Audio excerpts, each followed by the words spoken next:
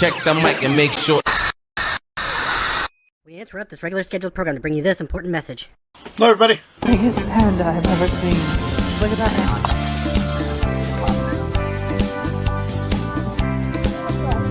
Look at it.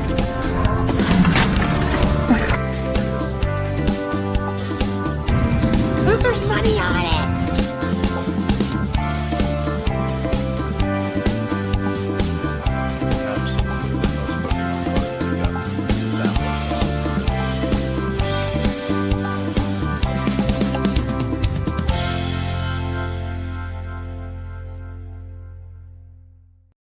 Hello, hello. Hey everyone, how are you? How are you? I just noticed that whenever you're doing the intro, like I can't see anybody else during that. No. But like on your end, you can see all of us. Yeah. You haven't been a guest for very I'm with not someone been with a an guest in intro a while. before. Yeah. No, usually no, when you I'm a can't. guest, there's no intro. So Yeah. It's it's different, and I got an outro now too. yeah. Yeah, I took it. You did it last show, and I'm like, that's a good idea because then it prevents that awkward like moment where you hit the end broadcast button and you're waiting because there's Like a lot of people seconds. won't. Yes. Yeah, a lot of people that don't do YouTube lives have no idea what I'm talking about. But so on StreamYard, when you hit end broadcast, it goes, "Are you sure?" And you have to hit yes. And then there's this like 2.5 seconds before it actually stops the broadcast, and everybody has the same look on their face. They're all going. Well, it's just like too at the beginning. Well, when you start the beginning too, like to start your timer, you can hit go live, and you have time to go down into the category to select your intro. Right. Yeah. There's And you also wish that you don't say anything bad either. Yes. I know. Yeah. Well, the one night we were talking, and then we went backstage, and we were just BSing. And this is what I was doing with Angie, and so we talked for like 15 minutes, and I walked upstairs. My wife said, "You're still live," and I was like, "What?" So we've been done for 15 minutes. So, what'd you talk? Religion, realized politics. Her broadcast, my wife was watching upstairs, but it wasn't live. She was like behind like 20 minutes. Yeah. How did you guys not realize? Oh, so never wait, mind. you weren't I live. just got it. Oh, yeah, No, we were live. not live. No. Okay. Yeah, so I don't know if you guys have experienced, but I've experienced this before. There's a handful of people that don't understand that you can watch a live broadcast from behind. And so like the chat will be going, and then like someone will make a comment about something you talked about 25 minutes ago. Yeah. I did that. I did that a couple weeks ago in Jimmy's channel, like a Tuesday. I was watching it, and I'm like, so I made a comment, and then I was looking at the comments, and I'm watching what he's reading. I'm like, how far is he behind? Come to find out, I was the one behind. That little lag is the thing that always gets you. Oh yeah. Oh my god, dude, it's bad. Well, Yeah, that's what, boss. have you ever done a YouTube live from YouTube? No. I was told don't do that. Oh, I was really? told that it's a very bad platform for hosting live. That's what I've heard. And only reason I believed it when somebody told me that was because have you ever tried to use their editing program? I tried once. It was horrible. It's a nightmare. Yeah. Yes, because it is, isn't it? So I'm like, you know what? It's just not. I'm not even gonna try it because there's so many people that have told me just don't. So we've got some friends here though. In a box in a garage. Says howdy. Hello. Love it, name. Dave the gent. Hi guys. Hey, Dave. And Christine's here. Saying Hi, Christine. Guys. Hi guys. I just noticed I don't have a wrench. You have a wrench? No, but I also forgot to tell you when we were Did they do that to your channel too? Let me see. Look at our shirts. Okay, I still do. There we go. Wait, look at our shirts. What Yeah. am I? Oh, you didn't get the memo, Ed? No, nobody told me anything. We were Nintendo themed tonight. This is. Well, I was funny dying. because- Remember? I was dying. So it's funny because like when we met up for dinner, we both had Pittsburgh shirts on too. And, yeah. We probably. So have Ed, what's that? we live in Pittsburgh, so we probably have a similar wardrobe. Yeah. So Ed, if you have a wrench in other people's chats now, you can actually click on the three dots, and those you can actually go to their channel. Nope. It doesn't work for you yet. Mine started Nope. today. Let me see. Nope. Oh, never mind. Yeah, you're right. It says go to channel. It's right above the report. Yeah. Right. Yeah, Okay. There you go. That's good now. See? Way to go, that's YouTube. it's pretty neat. Well, yeah, because it helps because like I don't know, like Dave the Gent, I just subscribed to him. So There you go. Dave the Gent, you just got a subscriber. he's up to 2. He doesn't have a channel. But yeah, No, it's I don't know. They roll these things out and then everybody gets excited. It's like eBay when they're rolling out like a new payment program or something. And everybody's like, "Oh, this is going to be great and it's going to be terrible." Well, I guess they did this before, and they took it away. Why? And people got mad. They took it away and they brought it back. So doesn't make any sense for them to get.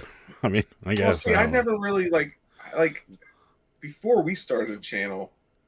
It was just I don't know. I really never even subscribed to anybody. It was like you knew who you wanted to watch, you searched for them. Yeah. Because honestly, I didn't really realize. Oh, you needed subscribers to do stuff, and I think it depends on what you do too. Because like I used to listen to a lot of podcasts when I was working, and it's nice to have a playlist of just boom, boom, boom, boom, and it just kind of scrolls through to everybody. So I think if I were going to subscribe to somebody, it'd be because I want them to kind of be in the rotation every day. And but yeah, when you become a reseller, it's totally different story. I think just to the general people, they actually don't even know what the subscribe button is. They see it a lot, but they might not even know what it actually does. It's true. Yeah. In fact, I noticed a little bit of a jump in subscribers when I started telling people it didn't cost anything. Yeah. And it sounds like the dumbest thing to say ever, but it's that word subscribe means different to a lot of people. You know, they're thinking, I'm going to hit that subscribe button. They're going to ask me for a credit card. That's true. I mean, maybe I need to start adding that too.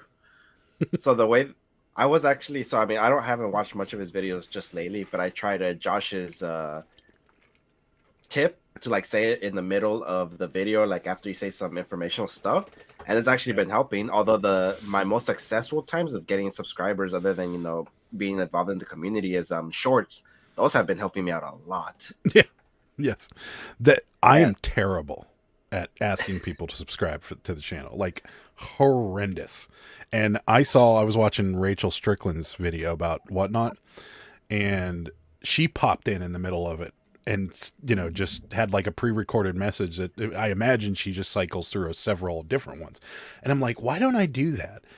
Like, it doesn't make any sense why I wouldn't do something like that, because on top of it, it's not like I have to film it every time. Like, I don't have to stop what I'm doing and then say it again. I could just smash cut somewhere else. I'm sitting on my couch. Hey guys, subscribe and move on.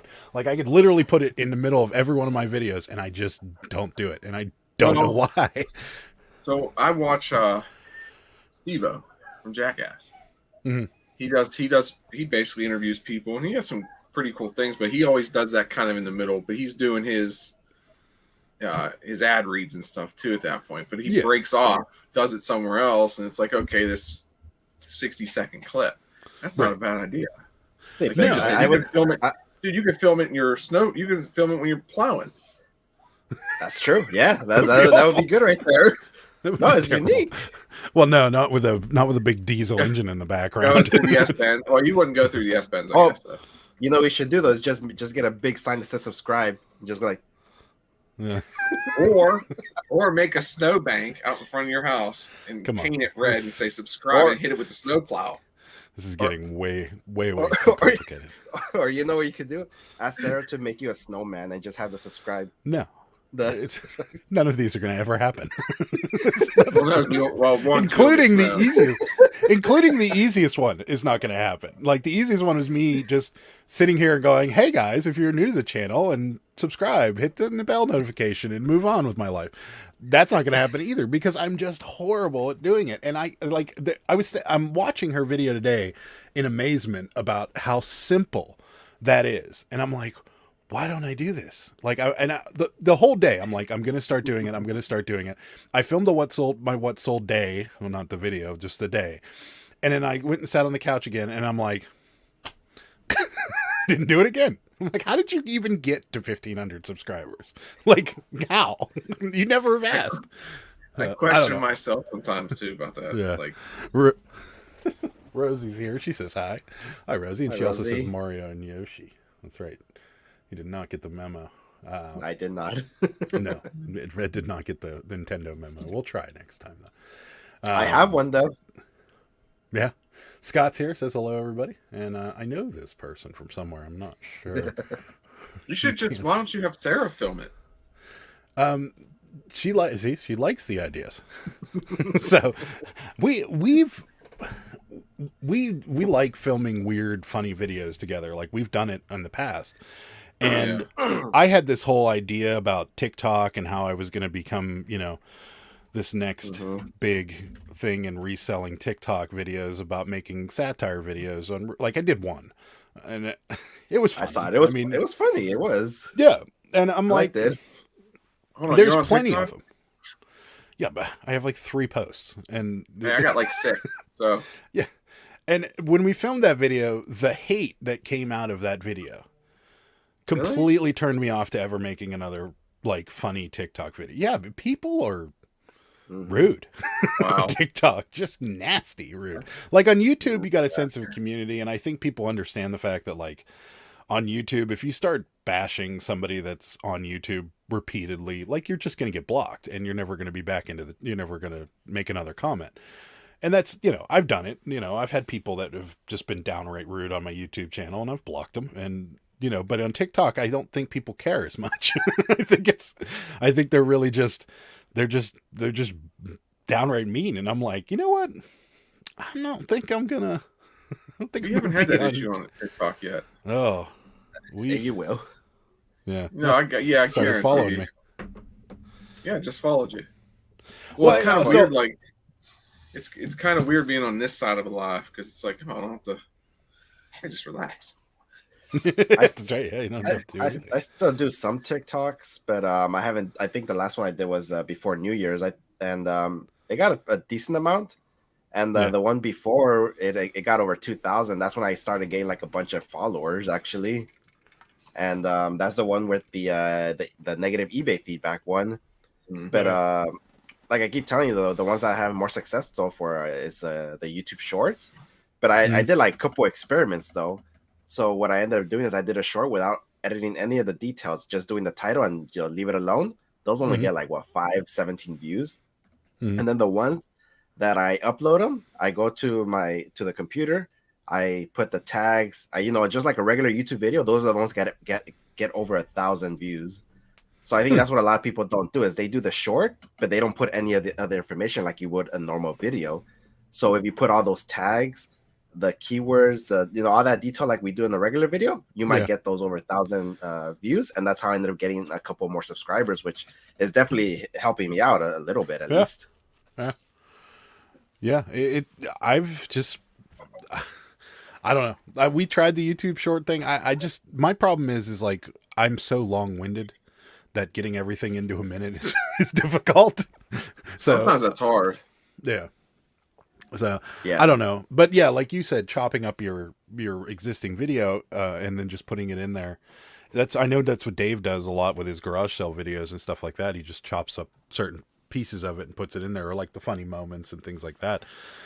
And it's easy. It's just I question my return on effort on that one, like because I know there's money to be made in TikTok. It's just how much effort am I going to have to put forward to get to be making some money out of it? And I feel like that the answer to that question is a ton.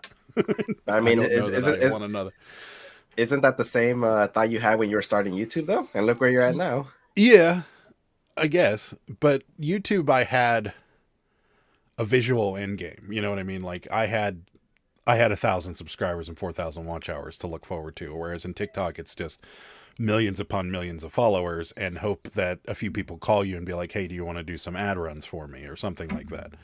Because I heard the partner program on TikTok pays next to nothing, like worse than YouTube. Yeah.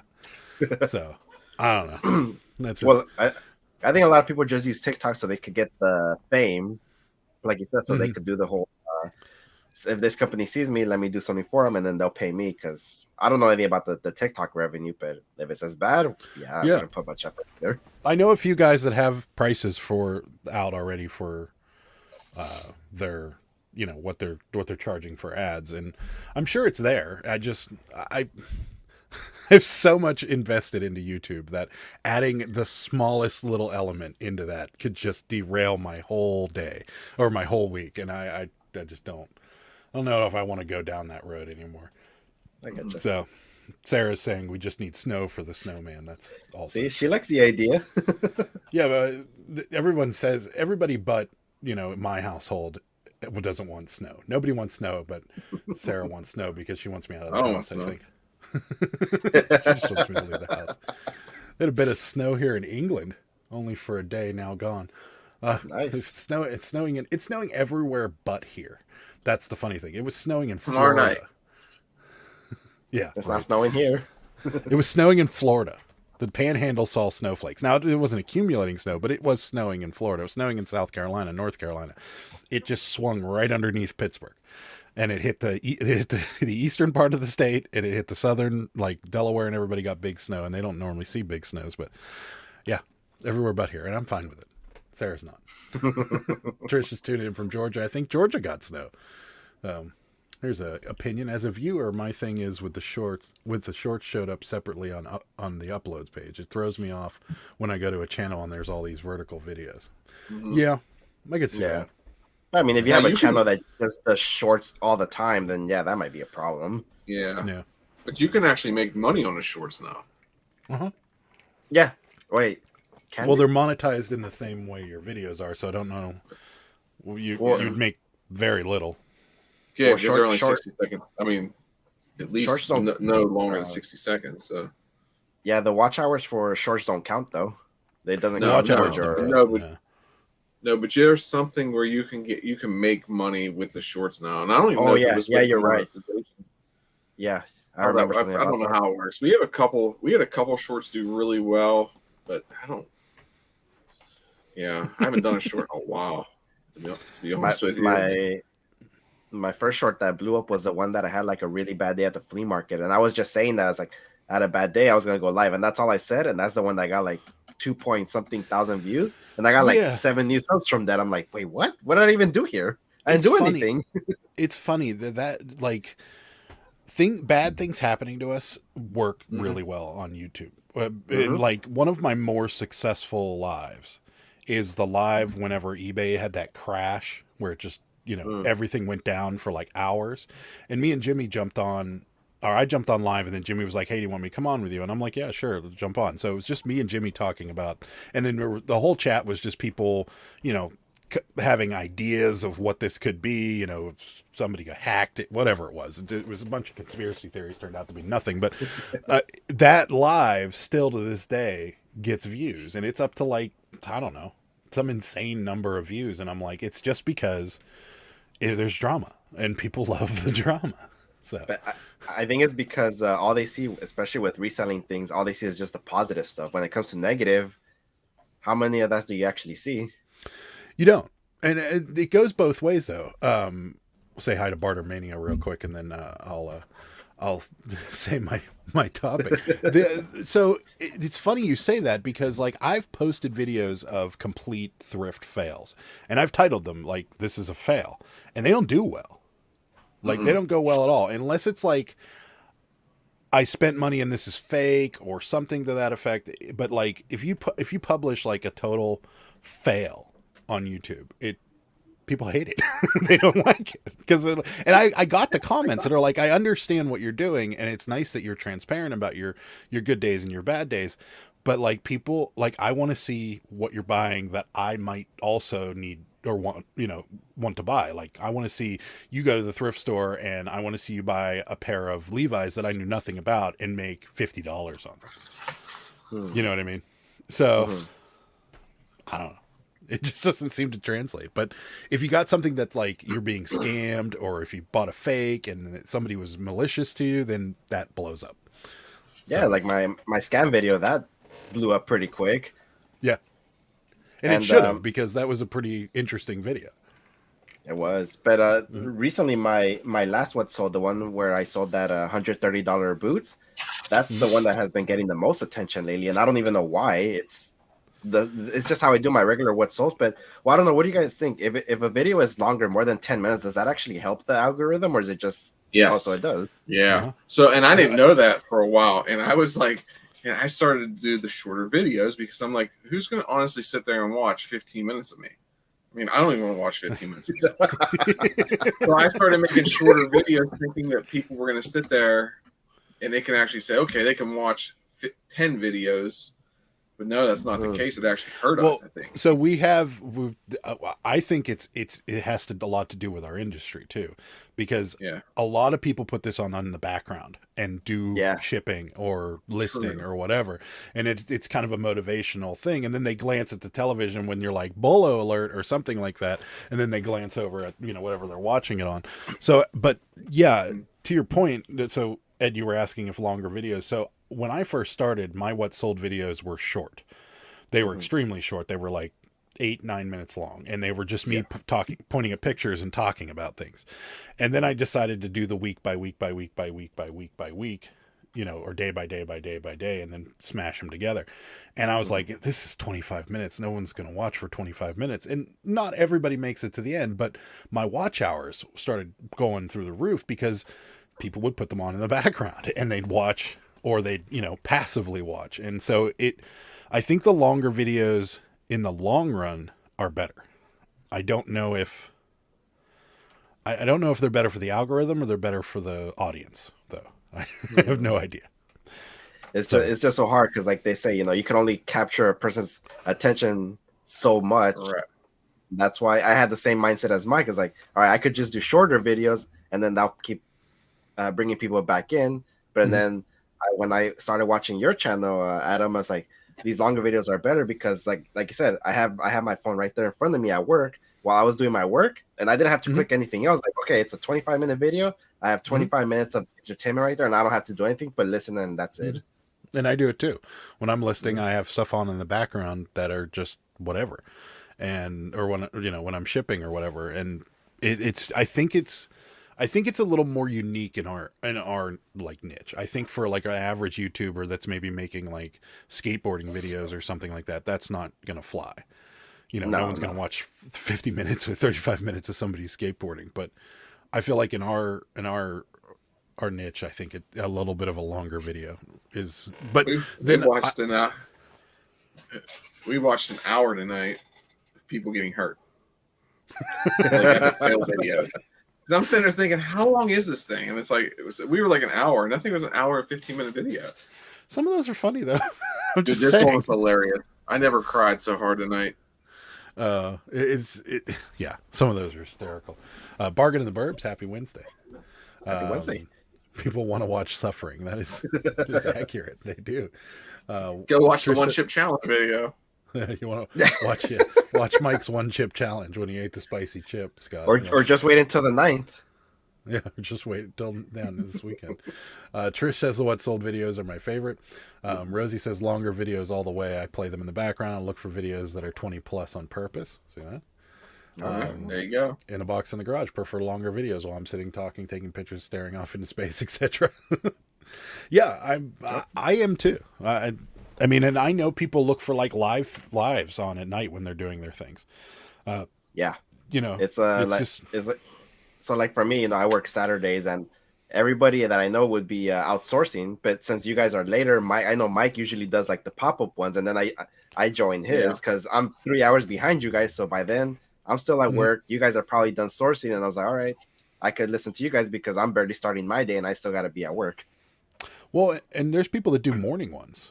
And they have great audiences in the morning because you have two things at play there. You have people from across the pond in the UK that are watching our morning ones. And then you also have people that are getting up for work, or people that are part-time that were getting up for work and going to work or whatever. And they're doing it. So yeah, I mean, there's no reason to believe that like the television stations didn't have it wrong. You know, there's the prime time, then there's the morning drive, and those are the two most popular markets, and it's still the same. Even the lunchtime stuff has its place. I mean, like, you know, Jimmy does his lunchtime chats, and I know they're getting more and more people coming into them because a lot of people are on lunch around that time, and they don't want to sit in their break room and talk to a bunch of people that don't do what they do. So, Exactly. yeah. William likes the Amazon box openings. Thanks, William. Appreciate that, buddy. I don't. Que paso, Red Dirt Picker. How's it going? ¿Qué pasó, amigos? But the other thing too is like you're trying to get a 20-minute video. Sometimes it's super hard. Oh yeah. Because you can go out and film for 3 hours, come home and only have 10 minutes worth of footage. Now, I know like when we did that 60-mile yard sale out in Ohio, we filmed for pretty much like 4 hours, 3 or 4 hours. I was able to get 3 videos out of that. Each video was 20 to 30 minutes long. Yeah. So, well, I've seen a couple people that have done what's his name, the Redneck Reseller. He did one that was 3.5 hours of all, like it was I think it might have been the 127. Does that go down through Alabama? It might. I don't know. It was one of those long, and he did a 3.5 hour long video, and I watched for an hour and a half. And I'm like, why am I'm still watching this because it's still entertaining at this point. And like, he's buying stuff, and I'm like, you know, oh, where's he get? This is amazing. I need to go to this yard sale. But I mean, I think that's pushing it, but it's still an hour, 3 hours long. I mean, I can't imagine how long it would take to upload, but oh my gosh. Bargain the Burbs likes watching sourcing videos while I'm listing it.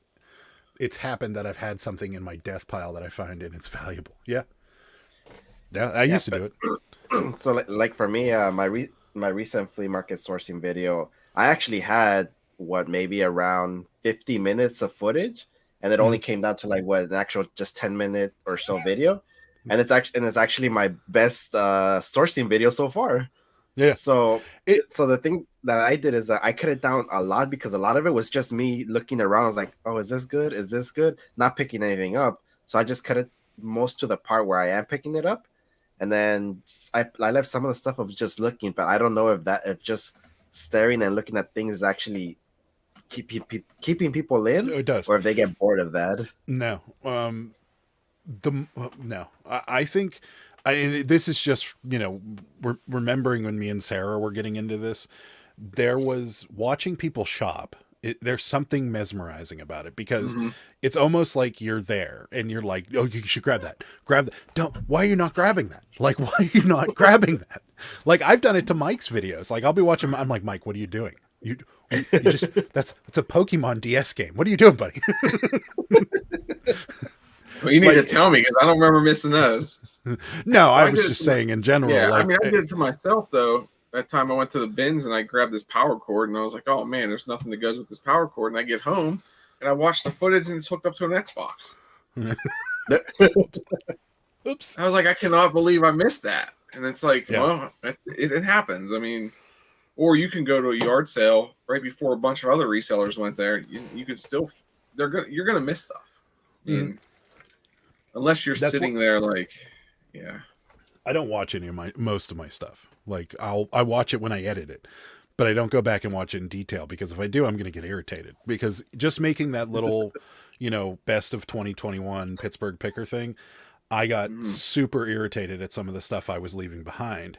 Like watching some of the bins videos, some of the thrift store videos, like Sarah was in here. She's like, what were we thinking? Why didn't we get that? And I'm like, I have no idea. And I think it's because like what you source starts to change. Like, you know, we started, and so like we were so hyper focused on jeans and, you know, stuff like that back then. And then now like we're looking at vintage shirts and we're leaving them behind, you know, that one yard sale or that one estate sale, the epic estate sale when we were in there, and that whole bed was full of just vintage new old stock.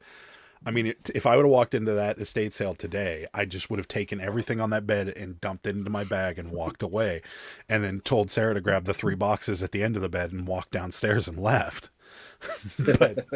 And it's I don't know.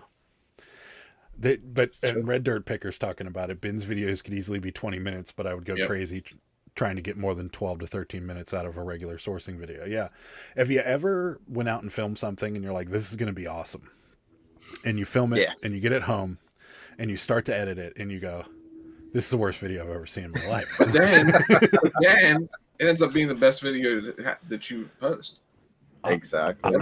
Every video I post that I say this is horrible, it does the best. Really? Yeah.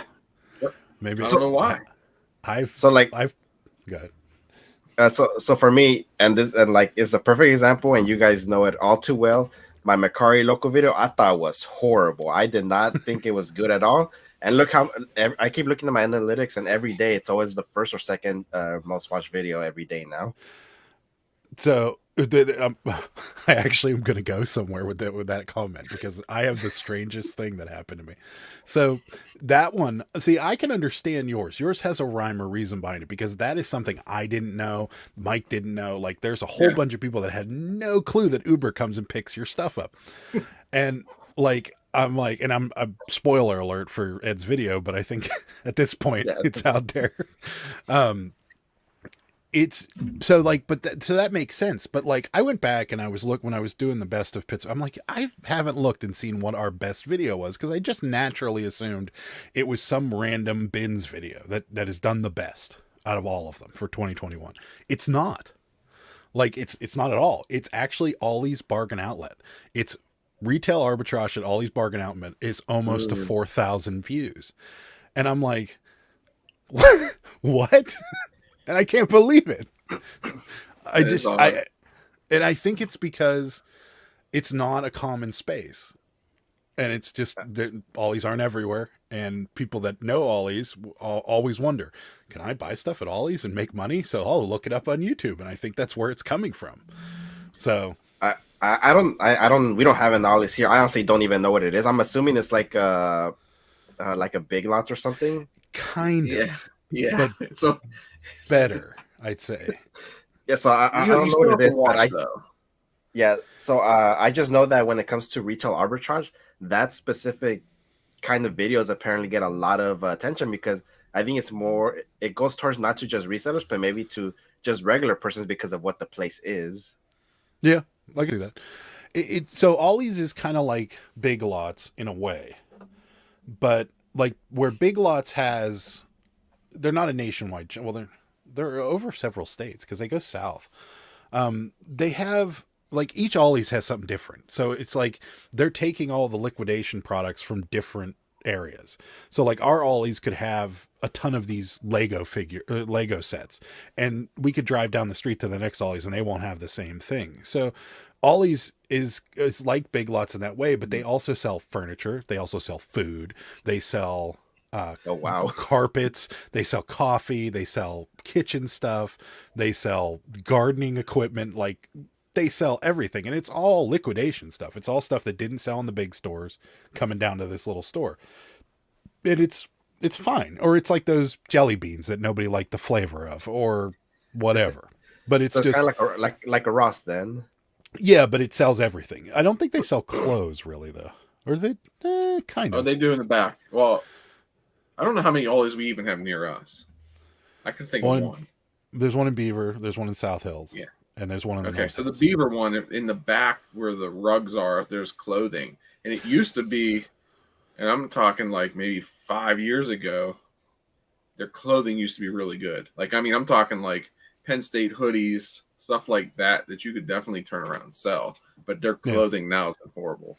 Now they might have some Carhartt pants or stuff like that. So yeah, this is a good description of it. I like it. It's Costco if they got their stuff off of liquidation pallets or buyouts. That would be Ollie's. Okay. So it's like you could literally go in there, find good deals. Oh yeah, but like I haven't had too much luck recently selling stuff from there.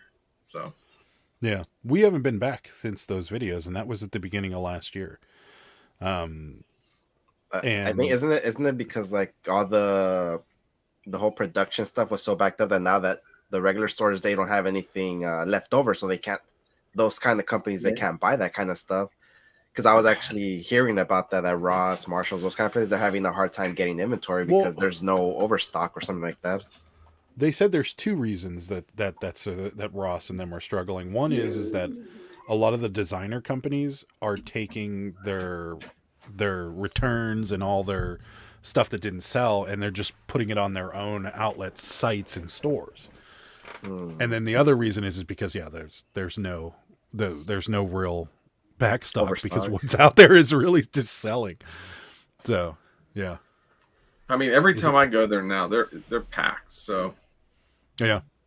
We haven't been back since, or Sarah might have gone. She goes every now I and picked again. up some. I think it was right before, or maybe right after Halloween. I was there. I picked up some books, Christmas books and stuff, and they sold. I mean, I think, yeah, all but pretty much one of them sold. So Yeah, we've never really lost money on anything we bought from Ollie's. no, But we haven't. And then my thing too is the stuff that I'll buy from there, and if it doesn't sell, my kids will use it. So Yeah, it's a win-win. yeah, we've never really had anything bad from Ollie's. There's been things where we made like $2 or $3 on. But, Yeah, you just have Rosie to wants- watch. I mean, it's just like anything else. Yeah, Rosie wants to know: is it like Ocean State Job Lot? And I don't know what that is. I don't know I don't know what that is. Yeah. You're gonna have to describe it to me, and I might be able to tell you if it's like it. But yeah, it is kind of hit or miss. And then Sarah says, "Good point, Ed." Because yeah, So they there used is to have this. They actually used to. I mean, if you're a sports fan, used to have Brooks Robinson signed photos up front, no kidding. like lithographs that were signed. They were like 24 by 36. Yeah, they were like $29. I wish I would have bought a ton of them now, but I didn't. That comment caught my attention. Yeah, I was gonna say our always had cases of Rockstar, $7.99, still hypercaffeinated from. I don't like Rockstar, but that's a good deal to me. That's a really good deal. It's on the next plane out of California. Someone show me where this all I mean, is. right here in California, it's getting. I don't want to say it's getting bad, but a lot of the places are getting empty on certain things again. Yeah, well, I don't think it's a supply chain issue going on at the moment. I think it's a staffing issue because Yeah. Well, I was telling you guys last week that one or two of my thrift stores had to close down because they have no staff, and they still haven't opened up yet. Yeah, Well, did you hear that they're looking to move the Super Bowl? They have a contingency plan, Really? which is not stupid. Yeah, No, no, definitely not. there's a couple things going against them. Is they don't want to lose. They don't want to lose people over any sort of restrictions that California may have, and then on top of that, they're not sure what kind of caseload. Correct. And if you're gonna there may be staffing issues going on and so forth and so forth. So they're looking at Dallas at this point but the statement they came out with, they kind of sidestepped it, and they were like, we're just making sure, we don't know what's going on. We do this every year.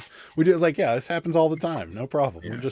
We're just checking with Dallas to make sure they can I mean, handle could you Super Bowl. imagine like having tickets to the game? I guess if you bought tickets, changing your flight's not a big deal. You're trying to change a flight. Well, I mean, really, if you think about it, money's no object at that point. If you're spending that much money on a Super Bowl ticket, Yeah, That's true. money probably might not be no object, but right now is the airlines that could be the problem because I don't know if you heard of what happened at Christmas time. That was pretty I know. bad.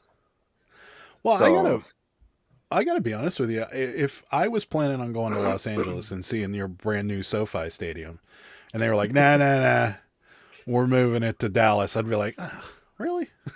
I'd be ticked. Yeah. Wait, is that where they're playing? Well, they're playing at SoFi. SoFi. Yeah. So they're playing How at far is that the from new- you, Ed? That is about where SoFi at. I don't even know. Compton. Oh, Or not Compton. 15 It's Inglewood. Inglewood. It's that's about a 40-minute drive for me. Yeah. Give or take. Dude, you But can be, I saw you the could be place. fu- It's nice. It is nice. It's real nice. you It can looks be, beautiful. you can be now. The next month is your time to find stuff to resell for sports wise. There's I gonna be would. so much stuff there's gonna be so much So- stuff that you're gonna be able to get there that other people will not be able to get that you could turn around and resell. So Oh. I mean I don't know if you remember, Adam, how bad Inglewood was, just how it was before that. Can you imagine? It's gonna be even worse now because man, that specific area, the traffic was already bad, roads were already Right. bad, but I'm pretty sure they're gonna repave all that because of that. but it's gonna get even worse now for sure. The money, if the way to make money off of a Super Bowl being in town is to be an Uber driver, that'd be the only way that you could benefit That, from and you it. gotta to find ticket stubs from people that went to the game. If you're an Uber and you can get ticket stubs from people, some of those ticket stubs go thousands of dollars, over $1,000. Yeah, that's true. Mm-hmm. You just walk around in I Inglewood worked for a one little while Super trying Bowl. to find ticket stubs. What's that? I said walk around in Inglewood for a little while trying to find ticket stubs. I went to.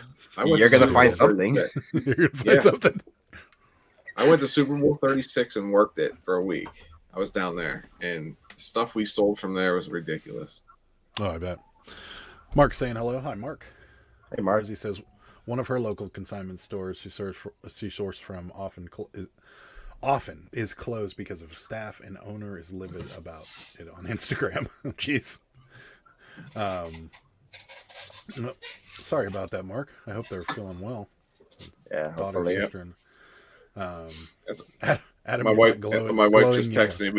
We got the rest of our tests back. So Oh, are you okay? three out of the 5 are positive here. So. Uh-oh. Oh shit. Oh man. But everybody's better. But it's just like me. How and long has it been since you had your first bout with it? 80 days. Oof. Wow. So we were really exposed over. I think it was. I don't know. I don't know when we were exposed, but Did you get me and the exposed baby are before the we only ones. met for dinner? Maybe. Oh, Not 100% sure. oh great. I forgot you guys I went to think we dinner might together. have actually. I know we were definitely exposed the day after that. Okay, good. So, We're going with that one. but me and the little one are the only ones that have not or tested negative. So, Oh well, then we're probably okay because I was. Yeah, we'll be fine. I'm not glowing yellow tonight. I'm glad you noticed that. got the Mark. new ball. I New noticed bulb. it. It is kind of like staring at the surface of the sun. It's very bright. I go to one extreme or the other. It's good for lighting as far as camera goes, though. So I'm gonna keep it. But looking up at it, it's a little bright. Yes, I got a new bulb. I want to know what bulb you got actually. This one, it is an LED bulb. I'll send you the link on Amazon. It's a ball. It looks like a bulb, and it's got a bunch of little LEDs all in a row, all the way around it, and then it's got it on the end too. It's your entire everything behind you though will be just as bright as what is in front of you because this light. That way I could get it from mine right here, as you can tell. Oh yeah, it's bright. I'll send it to you. It's serious. All right. So, First Impression Films is here. Hey, buddy, long time no see. Been on vacation. Happy to see you as well. Thanks for stopping by. And Carrie's in the house. A rare Carrie appearance. What's up, Carrie? Thanks for stopping by. We appreciate it. Normally, and I guess you guys noticed by now, we're normally on Mike's channel, but Mike may have to bounce out of here. So we moved it over to mine just as a precaution. Yeah. Sorry. Call it Mix our it up a COVID little measures. bit. Yeah, that's right. Yeah. Thanks, Mark. Appreciate it. Look better when we can hardly see you. Yeah. I have the voice and the face for radio. That's what they say. Yeah, I mean, when I had you guys on the background on Sunday, I fell asleep. I did, but it's not because you guys bored me. It's because I was legit. Yeah. I was hallucinating or something. I didn't even expect to see you there. I mean, I didn't either, but I had the set reminder on, so I just click on the tab and it opens up automatically. So I had you guys in the background, but I fell asleep like 10 minutes in, and then I woke up 30 minutes into your show, and then I don't even remember what you guys were talking about. After that, that's when I signed off, and I was like, okay, I can't anymore because that was bad. I don't remember what we were talking about either. Probably food would be my guess. Actually, no. Probably. That show we had a lot of reselling questions. Oddly enough, we had a lot of what are your goals for 2021 with the reselling? Some YouTube questions. What are the goals for the channel? Things like that. So there was a period of time that's right. where we were actually talking about about reselling. For the majority of that show, we were actually talking about reselling. Carrie That's right. Carrie is Sarah's motivation. Yeah, if you guys don't follow American Arbitrage on Whatnot and or on Instagram, Twitter, Facebook, whatever, YouTube, whatever, he's on everything. He's a machine. On I just had to resub to him. Took my yeah, well, subscription on it. Carrie does more auctions on Whatnot than I think any human should actually be allowed to do, because it is he's a machine. We were sitting at on the couch one day, and like Sarah saw, you get notifications on everybody you follow, and she's like, Carrie's having another auction. He's gonna die if he keeps up this pace. Like, he's been just hammering it. So yeah, props to you. Starting the new year strong. Reselling is overrated. That's right. Rosie says, "Oh yeah, when we ordered the pizza live, that's right. We ordered Sarah ordered a Domino's pizza for us at the end of the show, and it was awful. That was weeks ago. I suggested it. So it's funny you mentioned Domino's. Was it last year? It's either last year, year before. We ordered Domino's on Halloween night when the kids were trick or treating. Right. It was like 2 hours before trick or treat start. We called. We ordered dinner. So we ordered like an hour later. Nothing. Like, man, what's going on? So like an hour and a half. I call him. I said, okay, we're gonna check with our guy. We'll call you back. Like 2.5 hours. Nothing. I call him back. Guys, the manager's like, look, I have no idea where my delivery guy is. He disappeared. He left with everybody's orders. It's awesome. We don't know where he's at. Oh, I was like, what do you mean? that's Like, awesome. so they ended up giving me like they ended up finally giving me like $25 free. They gave me my money back and was like, next order's on us. That's awesome. It just disappeared. This guy had this planned out from the beginning, man. He was like, I'm quitting my job, but first thing I'm going to do is I'm going to get as much free pizza as humanly possible, and then I'm out. And he threw it all in his car and went home. That's awesome. Wow, he nice. probably didn't get that paycheck because he had to pay for all that pizza. He paid for it all. Dawn's the only reason Carrie's such a machine on Whatnot. I can believe that. And, Mark can only watch Whatnot for 10 minutes and I'm tired. See, but Mark, if we were auctioning postcards, ones that you may be interested in buying, I bet you'd be there for a whole hour. I actually, so I watched last night. You were on, right? Yeah. And the night before. Mm-hmm. Yeah, we did Monday and Tuesday. So I watched a little bit. I was thinking, man, I got something behind me that you might need to come pick up. Buy it off me. It'll probably sell. It's that white container. It's full of Matchbox cars. Oh, so you watched Monday's video? Well, no, I definitely watched last night, but I heard you say something before. But I just have not. I don't have any time to list these. Yeah. Well, yeah. Well, you get over what you got going on first, and then we'll talk about it. I still got these Funkos. I still got your Funkos too. No, we're good. Oh, yeah. Because we should be. Yeah, we're clear. We're actually going to a concert Saturday night now. So. Oh, there you go. I have to go back to work tomorrow because I'm getting way too behind, and I'm getting those text messages like, "Hey, we're starting to see some discrepancies here." It's like, I think my laziness kind of caught up to me. Oops. I gotta get back on it. The Adam is here. The other Adam. Hey, Adam. Not me. Yeah. Adam. Baldy Pal picking. Says, "Heyo, what's up, boys? Hello. How's it going, buddy? Yeah. You're not sick, are you? Tonight. Me? No. Oh no, just anybody. Oh no. I'm no. A friend of mine has it, and we just stayed away from everybody because it was pretty much impossible to get tested. So we were like, we're just going to treat it like we do, and we're at the end of it. So no. Yeah, we're good. Yeah. Subscribe to Lady Arbitrage on Instagram. She's a superhero arbitrage. That's right. That would be Dawn. That's the other half of American Arbitrage, or maybe the 3/4 of American Arbitrage. So it was First Impression Films. He's the one who wrote off with all your pizza. I bet you that ended up on TikTok or something. It's somewhere out there. It's somewhere out there. Yeah. Some guys like, yo. Some guy did the yo, I just quit my job and I stole all this pizza. It's somewhere out there for sure. So, Sarah's already saying we're buying your Hot Wheels. And she needs more Funkos.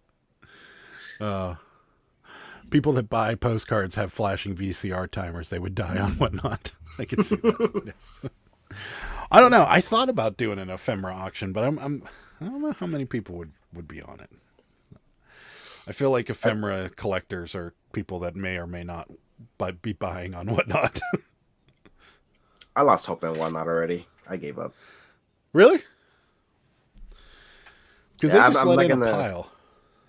I didn't get Yeah. anything. Well, I don't know if saw he it. really wants me to say anything, or at least in public. So I'll let you know after the show. Okay. But because I don't know if he's not here, and I don't really want to say it out here if he hasn't told me anything. Understood. So yeah, we'll talk about it off. I'll let you know afterwards. But yeah, I haven't heard anything. I did a lot of things. Sent him so many emails. I'm probably just gonna do one more thing. I'm gonna reapply differently, and just redo the application with a better video, to be honest, to actually show what I have.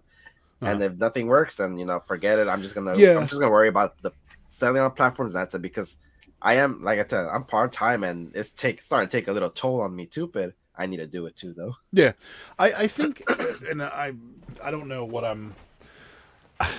it seems, and this is just my own personal opinion. I've worked with startup tech companies before, and I think they started off with a certain, guidelines, and they were like, well, that didn't work. We shouldn't do this. So let's tighten the guidelines up a little bit, and we'll do it this way. And then they were like, that's not really working either. So let's change it again. And I think we're right in the middle of them trying to figure this out. And, startups, especially tech startups, their whole goal is to get their valuation higher because they're not making money. Yeah. Like they're not turning a profit right now. All they're doing is they're trying to get the next round of funding from investors, and they're trying to get their valuation as high as humanly possible so that somebody like Google, Apple, or one of the major tech companies acquires them. That's all they're trying to do right now. And I think they're just kind of scrambling to figure out their processes, and it's not going well for them. That's just my opinion. And I don't know. I mean, can you imagine how much they're spending to get all those celebrities on the platform when they're doing their auctions? They get thousands of people there, but can you imagine how much they're spending to get them on there? Oh yeah. And that's the thing, is that it seems like, because your application process was totally different than my application process. Yeah. And then I know of several other people that have gone through the application process, and it's been totally different than anybody else's application process. And I'm like, you just gotta hold the line and do what you're gonna do, and just have one process on how you get in or out, and that's it. And I don't understand why they're doing it, but they're turning their back on some people that I don't think they should, and I'm not a big fan of that. We did our application on the 22nd. Yeah, I did mine probably the week before you, actually, and I still haven't heard anything. Yeah, I know. I wish they'd get to it though, because there's a lot of. I think there's a lot of potential. The more people, especially YouTubers, that they have on, the better chance they have to get their message out to the reselling community. So that's just my opinion. Exactly. Gary's here. Says, hey. Hey, Gary. Popular demand. I hear someone screaming in the background. It's got someone else tied up in the corner. Or is that Sarah? No, I think that's coming from Ed. Yes, my stepson. He's probably playing on his game right now, so he's getting a little too excited. It's getting a little overly ambitious. Lady Arbitrage is the best. Her Instagram is growing a lot, like 5K last week. Wow. Nice. Her furniture is pretty awesome. The delivery guy is at some lonely lady's house that ordered pizzas for attention. Get it? I get it. We get a bunch more. Lady American Arbitrage loves her stories. Rosie and I love her, obviously. Sarah doesn't have a wrench. No kidding. Yeah, she does. Wow. No, she doesn't have a See, Mike, you shouldn't feel bad. Mike was like, I don't have a wrench. Well, my own fiance doesn't even have a wrench. Very particular in who gets the wrenches on this channel. Anna's here. Hey, Anna. What's happening? We're going to see her on Sunday. That'll make her day. Cool. Good. They are growing a lot right now. They're paying a lot of people. They paid him even. Look at that. They pay me too. It's weird. I get money for doing that crazy auction that we do. Starting a company with a goal to get bought out is a bad plan. Yeah, but that's just the way tech companies go, man. That's their whole thing. They want to go on to the next idea. Yeah. Getting a plug from Rosie here, Carrie. Listening to the Trash for Cash podcast, and Philly Flipper was saying he had to do a whole seminar with a slideshow. Good Lord. So are they basically turning it into like a whole business presentation now then? I mean, that if they do that and that's their process, then that's fine. But I know Stick with it. I know like 8 people that have applied, and every one of them have given me a different story. One person, and I won't say names here, but one person actually has a phone call set up with somebody. I think we're talking about the same person. I think we might put it in the private chat if okay. we can. But well, I think we're talking either about way. We definitely shouldn't. Well, you put it in the private chat because I'll get all messed up with where I am on the comments. Yeah, go for it. I mean, I'm not going to say anything either way, but yeah, of course. Yes, I think it's okay. So, okay. Give me their YouTube name. Give me their YouTube name too. Yeah, if it gets, yep. Okay, yeah. So yeah, because okay, we'll talk about it later, but yeah. So yeah, I mean that's kind of the rub here is that like you were saying, Mike, if that's what it's going to be, and you have to put together a PowerPoint presentation or a business plan or whatever, you know, they could ask for whatever they want to ask for. If people are willing to do it, then people are willing to do it. But then it should be that. It shouldn't be, hey, I'm going to do this and I'm going to do this and I'm going to do this, and then I'm going to tell somebody to do something totally different. So that's kind of what's bugging me. And I'm not dissing them. I like them. I want to continue to be part of their platform, but I also want like the community to start coming in. And whenever people are starting to get frustrated that I know would be good for the program, that's when I start going, wait a minute. Yeah, I mean, if one of you guys are here, I applied. That's right. What not? Me too. Attention? Yeah, got several people in the chat that have applied too. Yeah. Adam says if it gets bought out, then yay. But to start with that intention, it's just not a good idea. No, you're right, but that's the way it rolls. Carrie says resellers are the key. We know how to ship. We know how to sell. Whatnot needs us. Totally agree. LOL, casually asking, who got you locked up in the basement? Yeah, Philly had to do a class or something. That's a newer thing. I had to do a class too. That's like orientation, right? When I got accepted, they sent me an email saying, hey, you got accepted, congratulations, whatever. You got to attend this Zoom meeting and we'll show you how to do it, which was fine because it is complicated. Like, in fact, I actually, knowing what I know now, I think that Zoom meeting should have been a lot longer because there's much more to this than what they told you, because the shipping element of it is super confusing if you have no idea what you're doing. So I have no problem with them making sure everybody has the right tools. It's just, consistent is all I'm saying. I don't know why Craig's mom's quitting. Oh, because she didn't get the wrench. Making him give you a raise. Adam, she's the one that spends the majority of the money. Like, let's not pretend like I have any control over our finances whatsoever. Mark says, when I was working in the internet boom, we would walk across the street to make more money. I changed 3 jobs, 10 times my original pay in 2 years. Yeah, that's just the way it is. There's so much money flying around, they could not spend it all. It's true. And I heard that they've got a ton of money. Their valuation is really high, but they also, they're eating a lot of money. Like you said, they're paying for celebrities. They've got, I know they're eating shipping costs. Like if I make a mistake with shipping, it doesn't come back to me because I know I've made a mistake before. I don't know why too, and it's just a gut feeling. I could be wrong, but I think they're the ones that are probably paying for all those like Pokemon cards that they say that the celebrities had. I think that maybe Whatnot's paying them so they could just open it. Like I said, it's all just a image thing. I could be wrong about of that last one where that guy, I don't even know who he was. It's so the first one was Logan Paul. He's a popular YouTuber or the wrestler. I don't know what he is. I just know the name. Mm-hmm. And I think he's the one that was doing cards. Yeah, I think that was the I one don't with know the what Pokemon cards where they were up to like $9,000 or something insane. And they something were like giving that. away a Gucci Xbox. I think so. Yeah.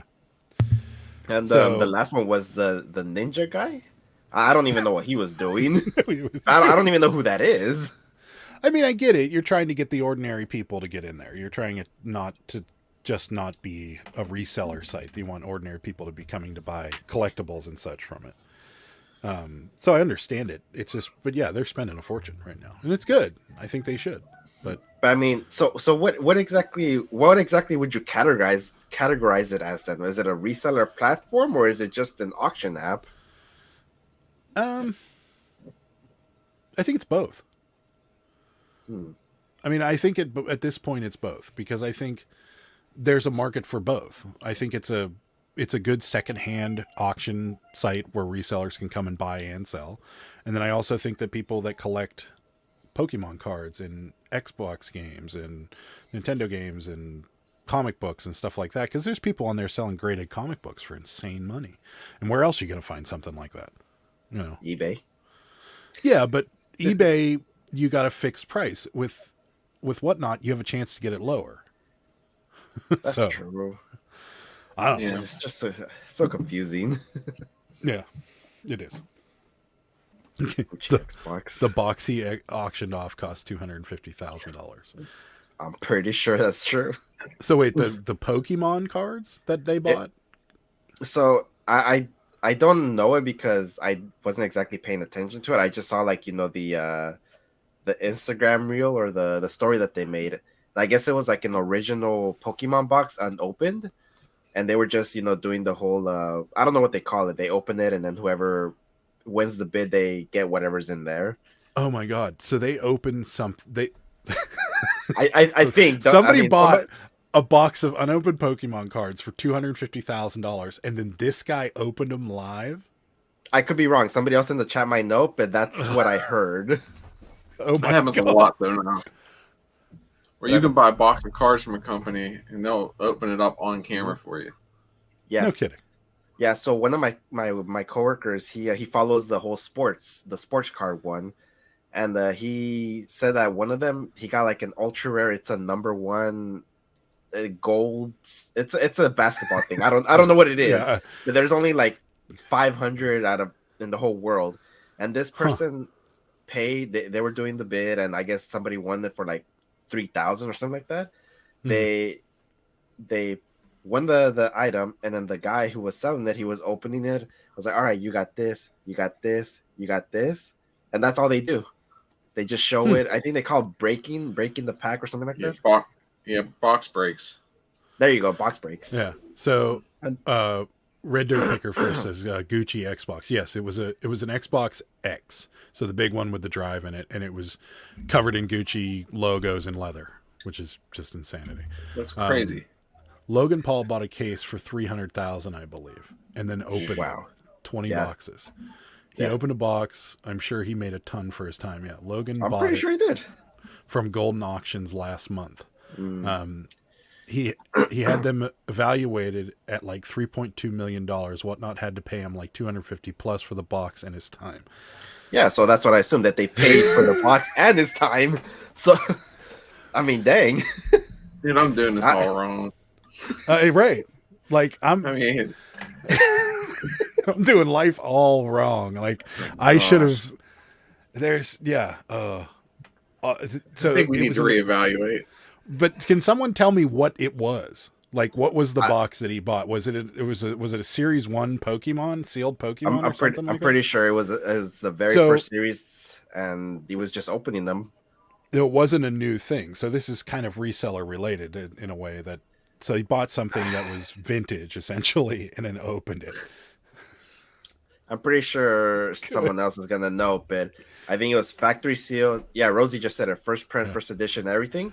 And it was original. So that box has never been opened since it was produced. And that's... Doing this all wrong. It's like, he spent $3.5 million on the case. Oh, I'm at a jeez. loss.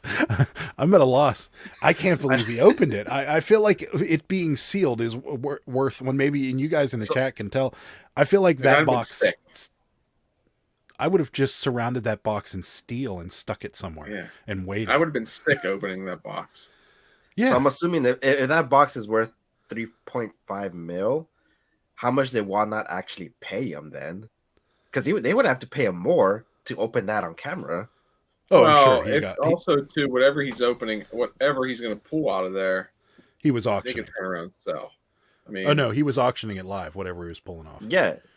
I think he was So- auctioning the pack and then opening Mhm. the pack live, and then Exactly. whoever bought it, what they got to keep, the whatever he auctioned off, and then Yeah. so he made money on the auction. He made money from what Whatnot was paying him, and then he made money from whatever Whatnot paid for the box. he just said So- it's they bought one box. So it was a case. So it was the case with a Yeah. bunch of like the boxes in it. So it's you like bought- most of the time, like they'll come like 10 or 12 boxes per case, or 20, like he said. I don't Yeah. know what I know like sports card wise, sometimes it could be 10, 12, whatever. I mean, sports cards took off since I was in it. I wish I'd have stayed in it because it's crazy. And we got back into it. Oof. Yeah. It's just so expensive now. So they found it in the back of a closing Kmart or something. Packs on average $39,000 per pack on Whatnot. Holy cow. What an idiot! Dude, I- could I you should've- imagine? I mean, I was And- young and enough. I I- could have bought all that stuff whenever Yeah. back then. You Okay, could have went to okay, Kmart. Can you believe it all started just with that first Charizard too? Right? That's how it all started. And Yeah. was, Like, I was it never on got eBay into actually? Pokemon. Yeah, What? man. What was that? Was that first Charizard sold on eBay? I don't know. I don't know a lot about it, and it's terrible because Me neither. it's one of those things where if you know enough about it, you can really make some money on it. But I just don't, and it's not that I don't have the time. It's that I feel like you have to have an interest in the game to be able to really know what you're doing with those cards. Like, and if you have zero interest in Pokemon whatsoever, it's hard to figure it all out. Like, I know what a Charizard card looks like. I know enough to say if I see a Charizard somewhere for sale and it's for sale for $1 and it's in decent shape, I'm buying it. Even if it's for $10, I'm probably buying it. But that's about all I know. And I feel like the only way to really know what cards are worth money and what cards aren't is to actually have an interest in the game. And I don't. Yeah, I mean, I know Pokemon. I had the cards. It's kind of like I had Yu-Gi-Oh cards too. I knew all about it, but now you showed it to me. I was like, oh, it's a card. Is there anything special about it? I don't know. The only Yeah. one I know is that the Magic the Gathering one, the Black Lotus, the first edition. That's the one that's the most valuable one out there. That's the only thing I know Right. about cards. Yeah. It amazes me that, and I feel like Pokemon had a burst from that game everybody was playing on their phones too. Mhm. I can't remember what it was called though. Pokemon Go. Pokemon Go, yeah, and that got kind of like that. The card game was kind of going like this, and then when that hit, it just kind of went bigger and bigger, and it stayed. And now, I don't know. Now it's insane. I thought that market was starting to fail a little too until right now. It's still going now. If I had, I would not even think about Whatnot private sale and would be done. Yeah, I'm kind of with you on that one. I mean, who would pay that much for the private sale though? I mean, unless you really wanted it. I feel like it's one of those things where you could get a real collector, to buy something like that for stupid money. But Yep. he paid $3.5 million for that case. And You know. and to your point too, Adam, is like you say, you should that for someone they need to have that knowledge already. Like, but for him, he can literally just hire somebody that has the knowledge and just come with him to Oh, make. I don't know if he's still doing YouTube videos, and he still gets paid for it too. Well, here's So the you thing. get like double paid. Yeah, Carrie's got it And, too. and he's a boxer now. Yeah, he did the right thing. The publicity will make him more money in the long run. Yeah, for sure. Yeah, Those boxes will be 10 times more in 20 years, maybe more. yeah. But see, what worries me about stuff like this is that it's kind of the Beanie Baby mentality again. Where it's one of those things that people are collecting like crazy and they're going to be worth a fortune. They're going to be worth tons and tons of money. And then someday it's just going to go and tank. And that always is what worries me about stuff like this, is that it's something that people are really spending a lot of money on right now, and in 20 years they may not be, you know. So It's like all we need to do is just predict what the next big thing is going to be. yeah, I think I already. But you also have to here. be 10 steps ahead of that, though. Yeah, it's all a hedge fund. 30 to 40-year-olds who think that it will be worth more in the future. That's all these pop culture things are. They're going to go crazy prices. All right. The marketing value of Logan Paul opening up quadruples the value. Yeah, probably. I mean, yeah, see, it depends on Susan who's opening. Susan has a big one there too. Pogs, like they were a big thing at one time. People were paying stupid money for Pogs, and then gone. Yep. My fiance buys Napoleon, which is probably good. I don't think it's the Beanie Baby thing. The first edition is a real thing, and all the other sets of the random stuff, that's the Beanie Babies. Yeah, I could see that. The only thing I think of, Carrie, is when we were kids, and I know you're about my age and Mike's about my age, the big thing was we were all into baseball cards. Mm-hmm. And, you know, there was things that were selling for stupid money when we were kids that are worth literally nothing now. Like they're worth $2 or $3. Like the 80s baseball cards, the Donruss, the Tops in the 80s and 90s, they're the most worthless cards out there because there was so many of them made. And there's so many of them out there, and there's just no rarity to them. So, I don't know. That's what worries me about the Pokemon thing. But for mine, it was marbles. Marbles? I grew up in a poor place, but still, it's still interesting. So, they are worth money. Yeah. So for me, it was before because we had Pokemon cards, of course, but we never knew how to play the game, and I still don't actually. So we had marbles, and we would always play, you know, like the little circle, and then whoever wins, blah blah. That's all we had. So there were some that were just more colorful, that looked better, that we would always trade, and for some reason, some were just worth more than than others. Yeah, but maybe that was just a kid thing. I know for adults it probably wasn't. But yeah, right now marbles. I think you sold some marbles too, didn't you, Mike? Like a bags. We did. Mike, did you? What's that? Marbles. Sell marbles? No. So it was you then, Adam? Yeah. We bought a bunch of them from an auction. Oh, okay. They were in bags. But, people use them for different things, but most of the time it's for like plants and stuff, or like aquariums and stuff like that. Yeah. So they're cat eye marbles. That's right.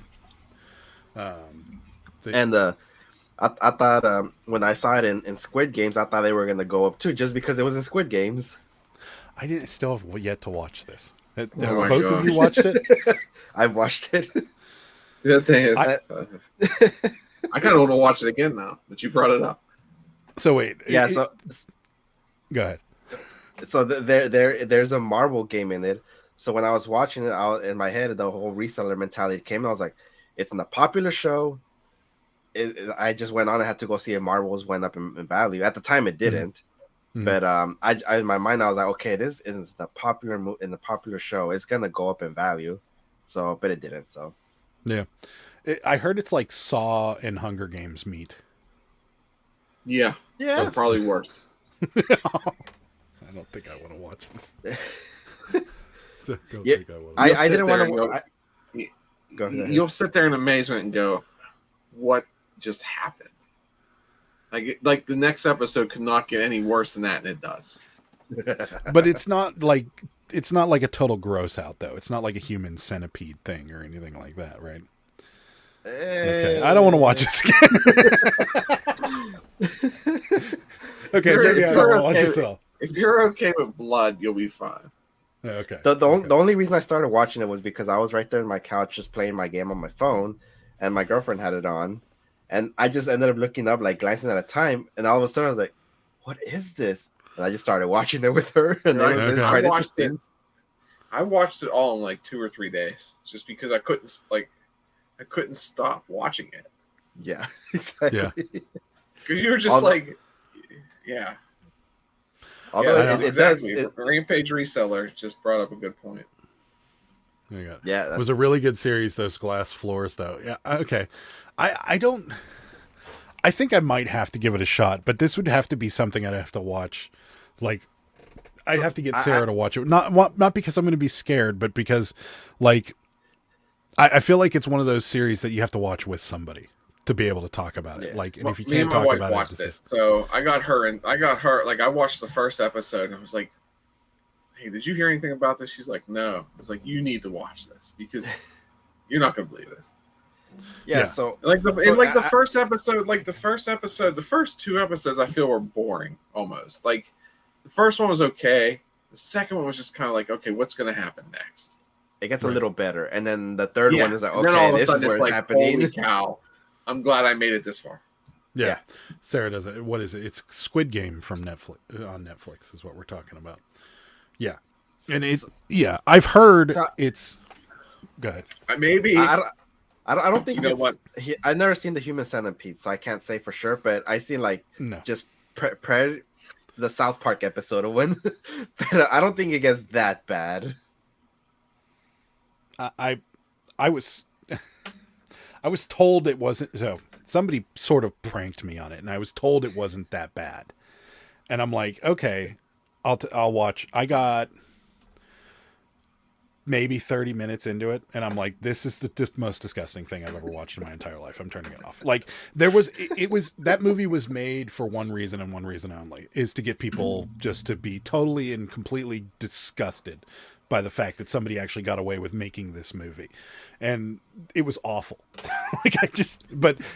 So like, even like Saw, I really wasn't a big fan of, because that was the same thing with me. It was like, there is a storyline behind Saw, but it's not a good one. And the only reason these movies are going anywhere is because they're completely disgusting. So you brought up Saul. Did you ever see I Spit on Your Grave? No. Watch that one. I did, but I didn't like Saw. So I didn't really. Sarah I think they should have stopped after the first one for Saul. Yes. Yeah, Sarah, the trailer the trailer doesn't do it good. It's hard to keep Sarah's focus. It either needs to be super creepy or like something that is just shrouded in fact. Because if it's anything outside of that, she's out. I think so. When I was watching this whole show, I honestly thought to myself that I could see this happening over there. Yeah. Like, I can honestly see this happening.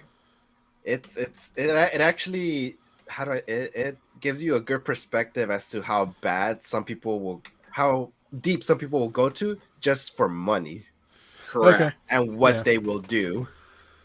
Yeah, because honestly, like I said, I feel that this could actually happen. Mm-hmm. So and as far as we know, it probably is. Came out at the right time. Not as bad as the Centipede movies. Not even close. Good. The trailer looks horrible. I'll pass. Best scene in the Saw series is when a person falls into the pit with hypo needles and comes out with them sticking all over them. Yeah. See, those are the kind of things. It's just being gory for the sake of being gory. And I don't care for. But I heard Squid Game has a good premise behind it. And I'm like, I should watch this, but it wouldn't be something I'd want to watch and not talk about afterwards. And keeping Sarah's attention long enough. Like, she really liked Mindhunter. Did you ever see Mindhunter? Yeah. It was Netflix series about these detectives that were hunting. I don't think it was Son of Sam. They were using other murderers. It was kind of like Silence of the Lambs, but a longer, like, these detectives were part of the FBI program that did profiling, and they were talking to other people that were incarcerated, and they were also trying to solve a murder case at the same time. So she really liked that series. And, those are the types of things that really get to her, because it's all about facts and it's about people. There's actually some truth behind the whole thing, and it was partially filmed in Pittsburgh, so that helps. Yeah. But it was also filmed where we went to dinner at right there. Right. Yeah. So that's the real reason why I haven't watched it, because I'm just like, I don't really want to sit here and watch this absolutely disgusting thing all by myself. So I mean, I guess so Sarah knows, they actually filmed more here that hasn't come out yet. Well, I thought they canceled the series, though. I think they did, but they did have a lot more filmed. Oh, which was a shame. I mean, Yeah, It was I a wish real. I It's could- a, yeah, Ed. If you're ever really super bored, it's on Netflix. It's Mindhunter. It's good. I mean, it's really good. It And was filmed it's here, one of, right where it's yeah. yeah, and it's similar. I mean, it's not similar. And I haven't watched Squid Game, but it's one, like Mike said, it's one of those things where you really want to know what's going to happen next, because the episode stops and you're like, oh, like I got to keep going. I can't stop. And this is for Sarah. We on my day off on Saturday, when I was watching with my girlfriend, we stayed up. The kids were sleeping already. We stayed up until 3 a.m. watching just 3 episodes of Squid Game. Yeah, That's how good it was. And I'm not even Yeah, into it try it. that much stuff, but we watched it that long. I have a it's hard time sitting down watching a series, unless if it catches my attention, it's just like it's over. And this Yeah. one, there's been a few. American Rust was one. Mindhunters, Squid Games have been 3. Oh, something Anarchy. Sarah. Well, it looks terrible. I've only watched. Gary's watched all the Saw movies, and the only thing that got me was the needle pit. No, I've ran all kinds of metal through my hands with no gross out, but this scene got me. Looks terrible. I'm with her on this. Breaking Bad is. I can still watch Breaking Bad, and I know it's going to I happen. can't watch it. I've never What? seen it. Never seen it. Oh my god! I couldn't get into it. You got to get through the first season. If you get through the end of season 1, I'll make you this deal. If you get through the end of season 1, you get to that cliffhanger at the end, and you don't want to immediately watch season 2, episode 1, I'll be surprised, because it takes them a while to get Walt's character going, and once Walt's character gets going, it's a crap show for the rest of the series, and it just escalates, and it escalates to the point where like you get to this point and you think, oh, there's nowhere they can go with it, and then all of a sudden it goes further, and you're like, good Lord.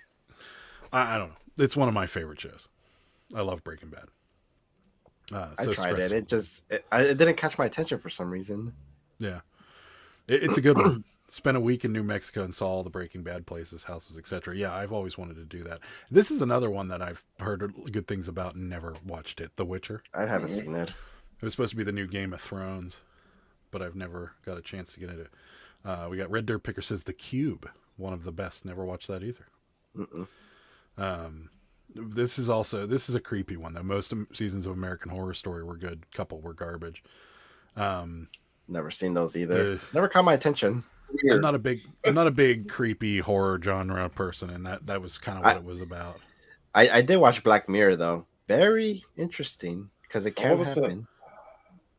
So What they was the one? what happened? No, I'm trying to think. What was the one that just came out? Which one? Not just came out. It was like the second or third season. Is it like a with horror? 11. I never watched it. Yeah, what was the show's name? I know somebody will say it in the chat. It's with 11 Egos. Stranger Things? Yes. Like I had a hard time with that one too. I did too. I'm watching it. It's good. I did. Like I wanted to like it, but I just couldn't.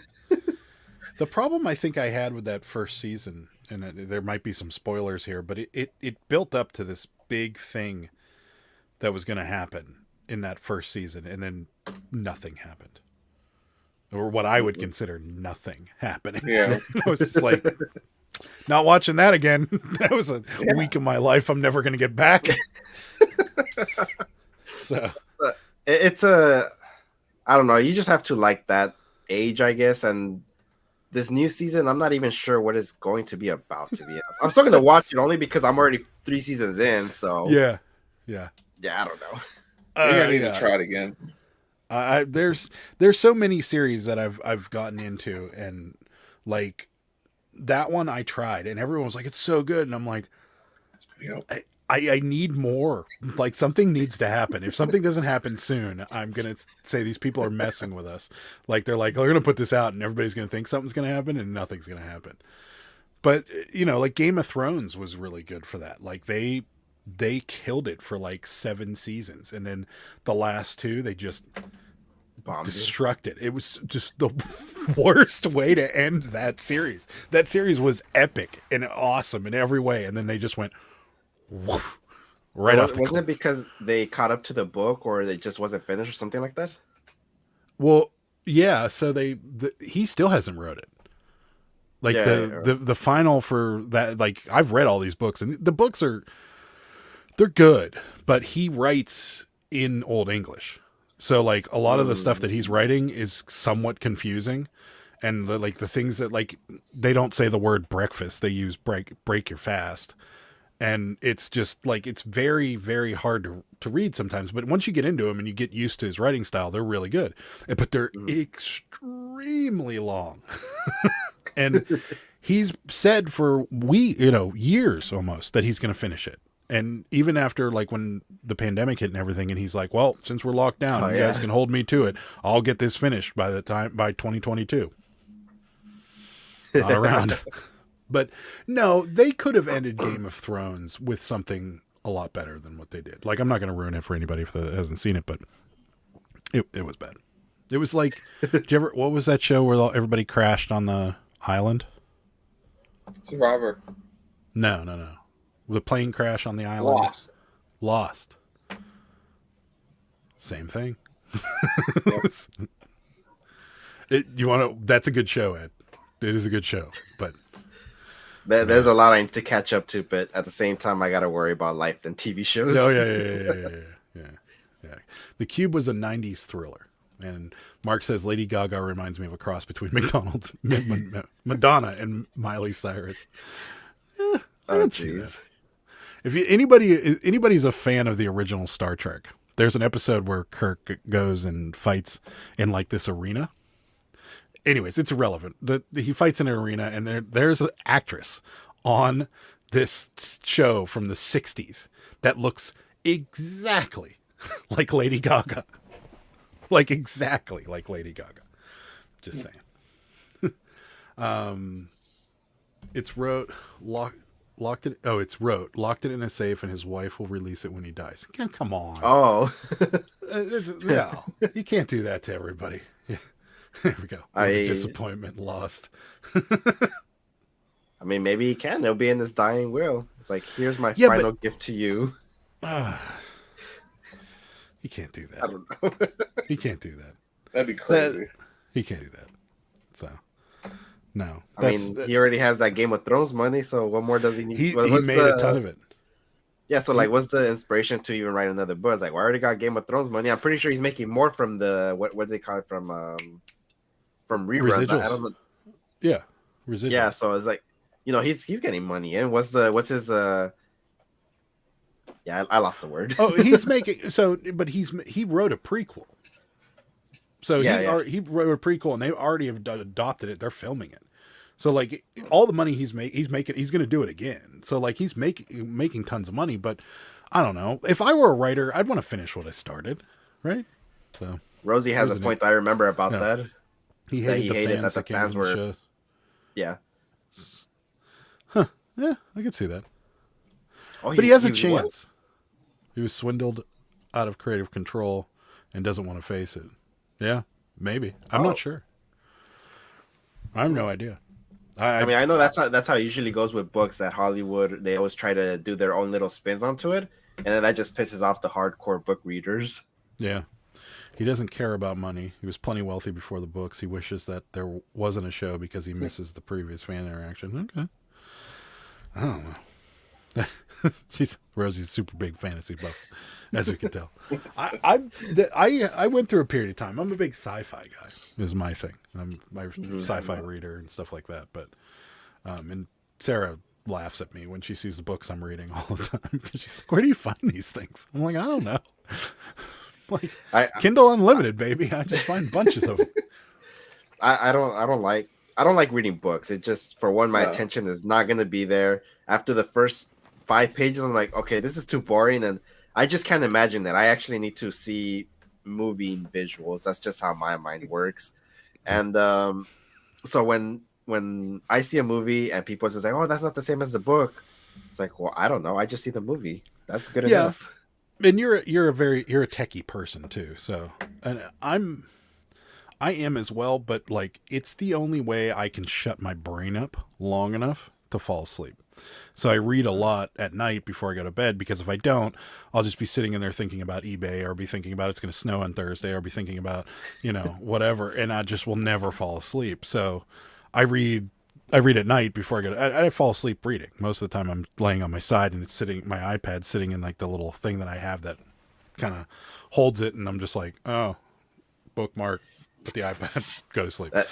That's why I wonder why you and Sarah are always awake at like 1 a.m. for you guys. So it'd be like almost 10:30 for me. Well, I was that's the like, reseller what are they still life. doing awake? That's the full time. Well, I mean, when else are you going to get it done?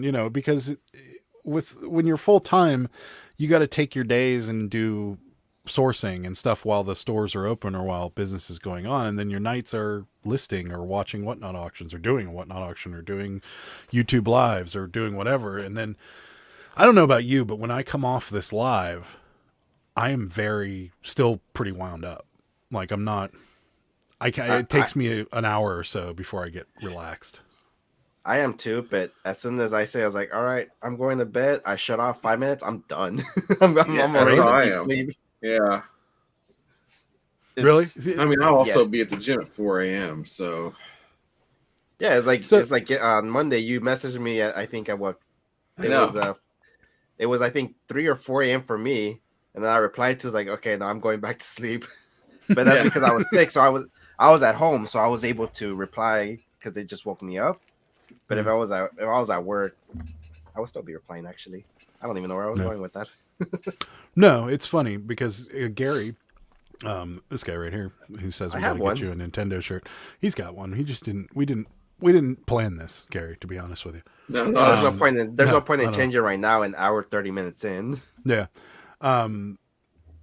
Yeah. So he messaged me one time at like 3 a.m. because he's in Arizona, and I got it back to him. He's like, "Oh man, I never remember what the time zones are." He's like, I always forget. He's like, I'm like, yeah, I was up reading. Like I just like Sarah said, she's like, I sleep from like 3 a.m. to 10 a.m. and then we do everything else during that period of time. And it's just because you got to take the time when you can get it, because like it would be dumb to get up at like 10 in the morning or 8 in the morning and then start listing till like 3, because most thrift stores are going to be closing at 5 or 6 or 8 at the latest. So like your best bet is to do all that stuff during the day, and then your nights are kind of reserved for YouTube stuff and shipping and listing and all that kind of stuff. So that's just kind of how it worked out. And it just so happened you'll message me at like 9 o'clock or 10 o'clock your time, and I'm still awake. So Yeah, that's true. Mark just, I can't make Mark happy with my lighting. It doesn't matter if I have a floodlight staring at you for 2 hours. You just gotta have a big it's neon light behind you saying, "Is this making you happy, Mark?" Well, so I wanted to darken it. Like I had an idea. I was like, I'm gonna get like a small light just to illuminate me, and then I'm gonna like backlit some of this stuff back here.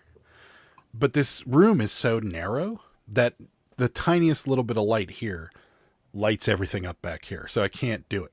Like it's too narrow. If the room was deeper, like Mike, you could do it, Ed, you could do it, because you've got space behind you. I can touch this wall. Oh, there goes everything.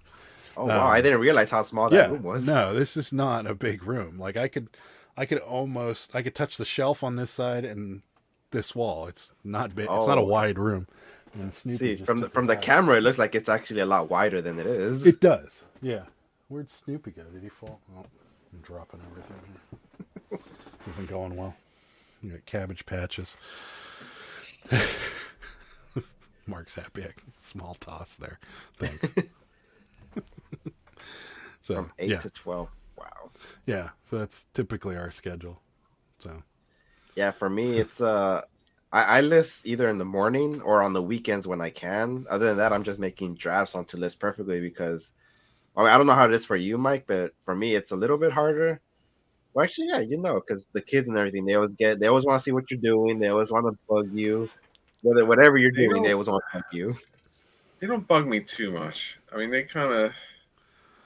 I usually try to list after they go to bed, or like if I'm at working from home, I'll try to list during my lunch break or something like that. So it's a little bit easier for me to list because I don't do drafts too much. I've started to more, but yeah, I'll usually list at night. I have Yeah, a question for both of you. Sure. Do you think there's the best time of day to like actually upload listings?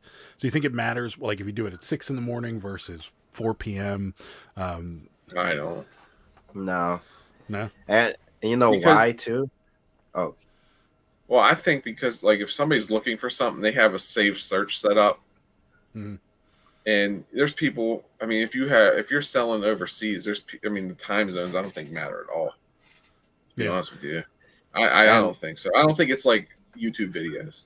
So Right. And That's to me, kinda for me, the perfect example would actually be Poshmark because that depends on when you share.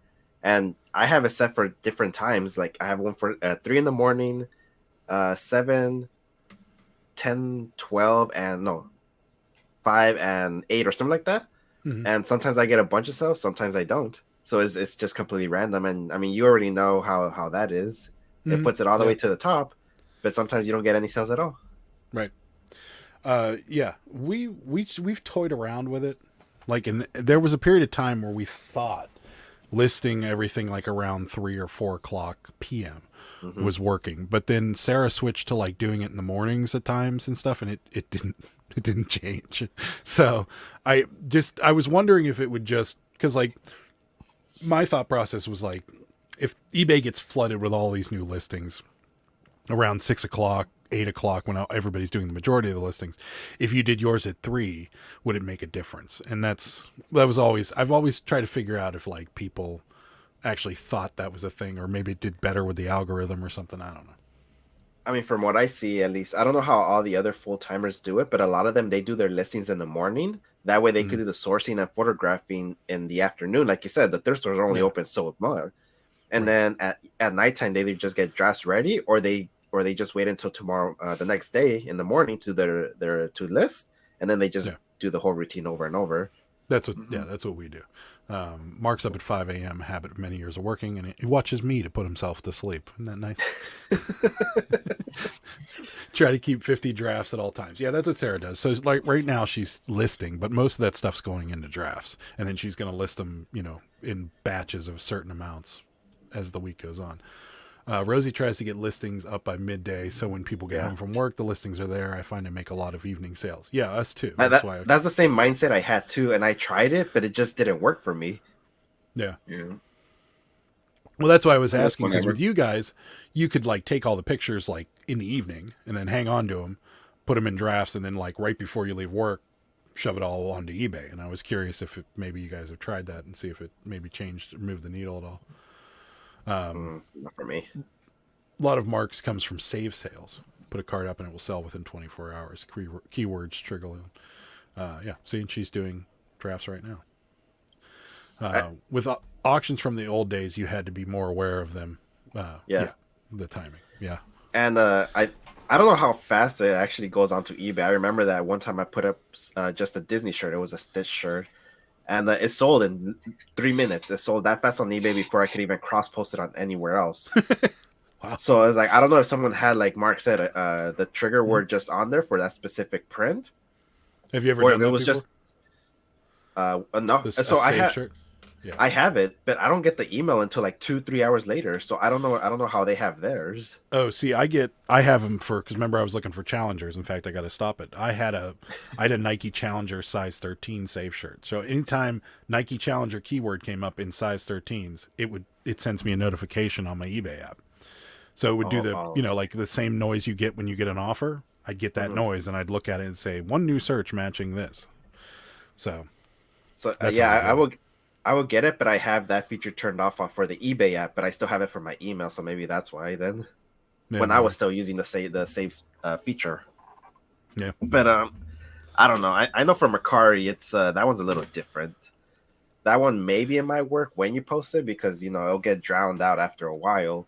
Yeah. Poshmark depends on when you share, I guess. And Facebook just sucks now. I'm out of Facebook Marketplace. I know. Yeah, I can't do it. I have so many listings there that it would just take too long to actually delete all of them. I just went through and hit the sold button on every one of them, all the way down the list. Well, I mean, after my Christmas morning crap with the Furby, that was one. And then, like, I don't know. It's not, they're not putting any time or energy into it at all. Like, the only thing they're doing is keeping everybody on their platform for as long as possible. That's it. There is no other reason they have a marketplace, and it shows. And you know what else I noticed too, and I don't know if anybody else in the chat is actually in the group, the shipping, the sellers on marketplace, something like that. That's the group that they have Facebook employees in. They stopped making posts. They're approving less and less posts every day, so they're just not being active on it anymore. Like you said, it kind of feels like they're just giving up on marketplace now. Yeah, I think it's too much. I think it's an avenue they don't want to go down. That's just it seems that they're focusing more on the metaverse now. Yeah, that's right. It's not Facebook anymore. It's Meta. So Sarah says, "Peace out, Facebook." Rosie just ignores people. If it sells, it sells. I give zero customer support on Facebook. Yeah. Yeah, I mean the same terrible. The same thing happened to me where I sold a pair of shoes that I guess I forgot to take down on Facebook, and I had to cancel the order, so I got dinged for it. And I'm pretty sure I put mark sold, or I probably did. I don't know. And like I told you, I already got scammed on there once, so I don't know.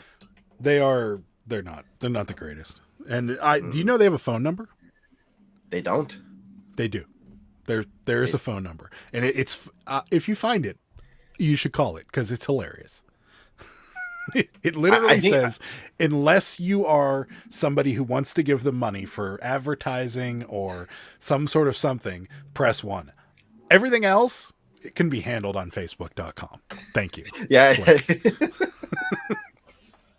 Wow. So all that money and they don't even care, but they don't.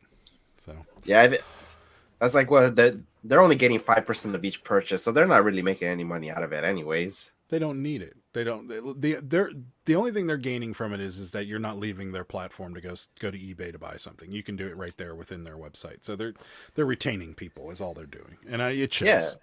Yeah. Everybody said when it first started, they're like, Facebook's going to be the next eBay. It's going to be the next big thing. It's going to do this. It's going to. I'm like, no, it's not. I mean, and even when you're right there on the marketplace, they're still showing you ads, so they're still getting that ad money. Yeah, it's just a win-win for them. We'll see. It can go either way. So, well, we're about ready to wrap up, right? Hour and 45 minutes into this thing. 42 minutes. My apologies. Up to you guys. Unless you got any other topics you want to chat about, we can do. I don't think so. Mike's looking a little tired. It's only 7:45 for me. It's been a long week.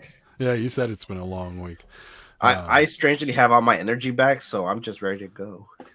Yeah, but it's also 8:00 there, so yeah, that's right. Just finished dinner. Man, I'm getting up at 4, and it's only 1 a.m. there, so that's right. I'm getting up at the same time. Remember, I get up at the same time. That's right. He does. I get up at 3 a.m. That's right. Yeah. So what's the weather like there? We didn't do our weather check like we always do. What's the weather like there, Ed? So it's actually pretty cold. It's kind of sure cold. It's according to this, it's 55. Let me see. That'd be nice. Never mind, 63. So I love that's how I love that's how your town comes up on there, Adam. Carnot, yeah. We didn't know. We moved here and our phones changed over, and we're like, "Where's Carnot? We don't live in Carnot." Yeah, It is that a real town? Like, has it always been Carnot, or I've always seen it, but I don't know where it is. I guess it's where you live. It's where I live. It doesn't like my address. That's not my address. No, so, I know. Mark's in Chicago. Mark. Rosie should have a cold right now too. Well, no, maybe. She's up in Massachusetts. It's probably not warm up there. 10 degrees though, Chicagoland. That means it's 10 degrees and it's windy. I guarantee it. And so the wind chill's probably. It's windy here though. It is, but it's windy. It's not cold. Like 32 is chilly, but it's not like bitter cold. 10 degrees and windy there's a big difference. I took my Christmas lights down, so yeah, we've de-Christmased our whole inside of our house, but our Christmas lights are still up. Yeah, still I got to have do the one Christmas tree lights too. Ed, when it's that cold, you walk outside and you take a breath through your nose, and you can feel crystals of moisture forming in your nose. It's the most. It's awful. Remember, Adam? I went on the motorcycle through the great. Well, no, through a motorcycle through the grapevine while it was pouring rain in the fog, and outside it was technically like around 30 degrees. So on the motorcycle, that's around 10 degrees. Yeah. Okay. That's true. So it's like I know what you mean. That I felt that icicle feeling in your nose. It was horrible.